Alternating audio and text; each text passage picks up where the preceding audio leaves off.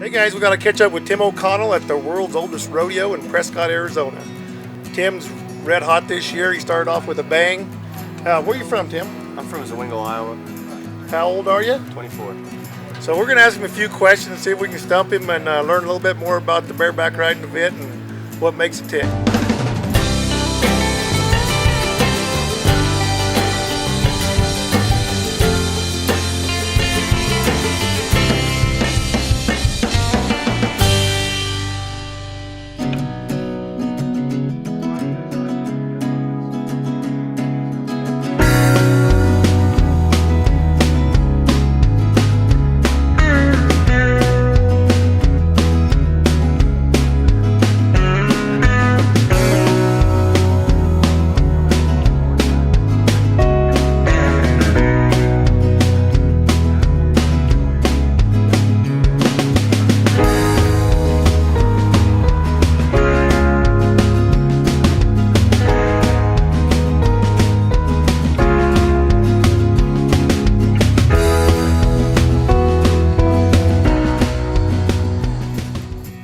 All right, Tim, how long have you been riding bareback horses? Professionally, I've been riding for 3 years, and altogether, I've been riding for 5. And how'd you get your start? When I was 18 years old, the Three Hills Rodeo, they live about 10 miles from my parents' house, and they have an annual buck out. And that was back when I wanted to be a bull rider, and then they were bucking their horses that year, and I tried it out on the second day and fell in love with it right away. And their deal is if you're in their top 5 kids at their school, they'll buy your permit and then they'll pay your fees at all their rodeos. Wow, that's great. Yeah, so that first year, I mean, they about killed me off.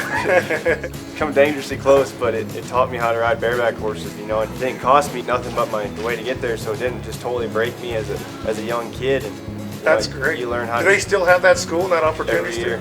What time of the year is it? Actually, it's a dead time. It's beginning of May. There's no great big rodeos going on that you really got to miss, so it works out good for me. I get to go up there and help the kids out this time instead, you know, I kind of give back to it. Where about in Iowa are you from? Pretty much where Wisconsin, Illinois, and Iowa all meet. There's a town called Dubuque. It's a pretty good sized river town. I'm a small town just south there, about 10 miles. There's 95 of us in that town, and we got a stop sign at the bar. So, I mean, you can pass it pretty easy and never know you went by it. You probably already have a sign out there on the road already, don't you? You know, they did put my picture in there for a little bit. It was kind of cool. So while you started out for your PRSA career with a bang, won Rookie of the Year and then made the finals last 3 years, and this year, boy, it's really going good for you. Yeah, you know, it's been a blessing. You know, Fort Worth started off hot this year, and you know, I made all the short rounds at all the winter rodeos this year, so everything's just been really rocking and rolling and jiving. You know, coming into the summer, I feel good, healthy as I've ever been coming into the 4th of July run. So I'm excited for the summer. What's the favorite thing you like about rodeo? People ask me that all the time. I think that's all the traveling we really get to do. You know, there's people that work a 9-to-5, 40-hour-a-week job, and they'll take a week's vacation and go see the stuff we'll just pass in the night because we've seen it a million times. We get to travel God's beautiful creation and never think twice about it.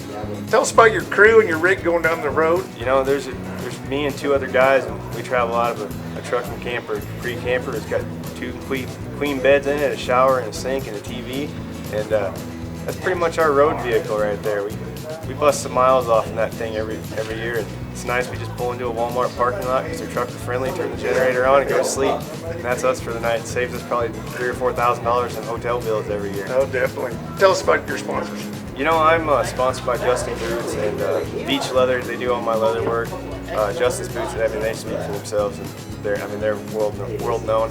Wyndham Weaponry, they actually came into PRCA and picked me up in my first NFR in 2014, right before that. So they've been a great sponsor of mine. And Ortho Equine is really starting to bust into the rodeo world. They have a lot of great products for your horses, tack, and you know, they've got some deals called OE Armor now. So it's actually mainly based around barrel racers, but I've started using it for forearm pads for bareback riders. It molds to your arm and is rock solid when it's done. Really? Yeah, it's pretty cool.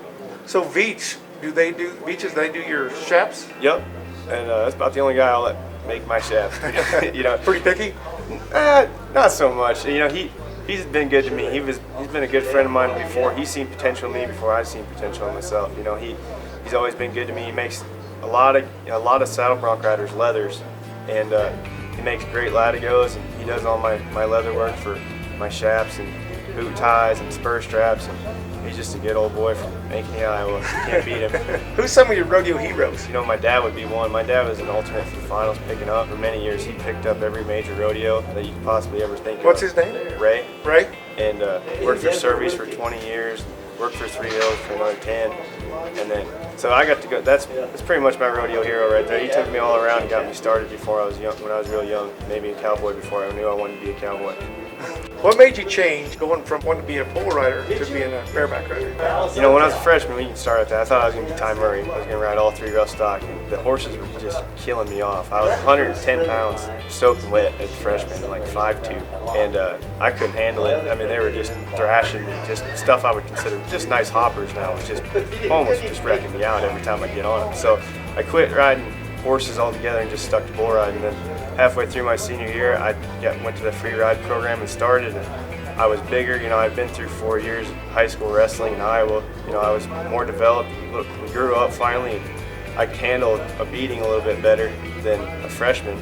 So I went to the high school finals at both events, and I got into a pretty bad wreck out there. I mean, busted the helmet off me and hung me up for a while. Like, bad enough there's people coming off the bucket chutes to get me out, and tore my ear halfway off. It was a bad deal. So then it just kind of made me more nervous about getting on them. And I'd been in, you know, I'd broken elbow before riding bulls and stuff and had a craving to get back, but my bareback riding was evolving so quick that I didn't even want to put the time in the bull ride anymore. And then through halfway through my first year of college, my coach has seen it too and said, you can just stick to riding bareback horses, just make up for it in the points. And I said, all right. So I did. Never looked back.